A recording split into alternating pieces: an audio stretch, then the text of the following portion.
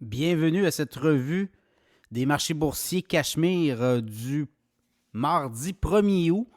Mais là, on s'attendait quand même à peut-être de la volatilité. On en a eu aujourd'hui à la bourse, quand même après 5 mois consécutifs dans le vert, mais on commence le mois d'août dans le rouge, à l'exception du Dow Jones, poussé notamment par des résultats, très bons résultats de Caterpillar, mais pour l'essentiel, là, c'est du rouge. Le TSX à Toronto en baisse de 0,5%, 20 532. Le S&P 500 en baisse de 0,3%, 4 576 points. Le Dow Jones en hausse de 0,2%, 35 630. Le Nasdaq en baisse de 0,4%, 14 283. Le baril de pétrole a continué de monter, 82,04 $, référence WTI. Et le Bitcoin remonte un petit peu, 29 365. L'once d'or a retraité de 27 $ à 1981,80 $ US. Les nouvelles résultats financiers, quand même, plusieurs gros poids lourds de Wall Street, notamment Uber, qui a quand même surpris les analystes avec des profits nets, 394 millions de dollars de profit net au dernier trimestre versus une perte nette de 713 millions.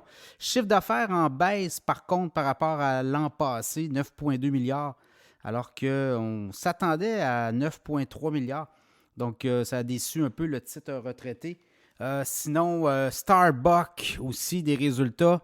Starbucks ne fait pas mal. Je regarde un peu des revenus au trimestre, 9,2 milliards versus 9,3 attendus. Par contre, les profits nets, encore 1,4 milliard de profits nets comparativement à 913 millions US. Donc, mitigé là aussi. Quand même, au Canada, si je regarde un peu les nouvelles, c'est Meta qui commence à amputer ou couper tout ce qui est des services de nouvelles, toutes les nouvelles relayées par les médias. On commence là, à faire disparaître ça des plateformes de Facebook, Instagram. Ça commence aujourd'hui. Sinon, la Banque nationale qui a mis la main sur les activités canadiennes de la Silicon Valley Bank, essentiellement un portefeuille de prêts d'engagement pour environ 1 milliard de dollars. Et également, je regarde Cineplex, qui est à la bourse, qui annonce un mois de juillet historique, recette historique record.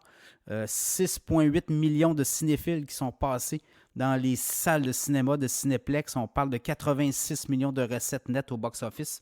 Donc, ça devrait faire sonner la caisse éventuellement.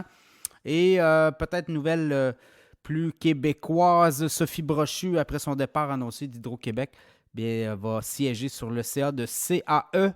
Elle l'avait aussi annoncé la semaine dernière qu'elle allait siéger au CA de CGI et qui est également, elle est également au CA de la Banque de Montréal. Donc, ce sera à suivre. Alors, essentiellement, ce sont les nouvelles du jour. Sinon, demain, des gros poids lourds Apple, après la fermeture des marchés. Si on regarde aussi les autres titres qui vont venir demain. En fait, c'est jeudi Apple. Demain, PayPal, Shopify, Qualcomm, Oxy. Ça va être les gros poids lourds demain. Et jeudi, Amazon, Apple, Coinbase, Airbnb, DraftKings, Moderna. Donc, ça sera à suivre pour les résultats financiers de ces entreprises.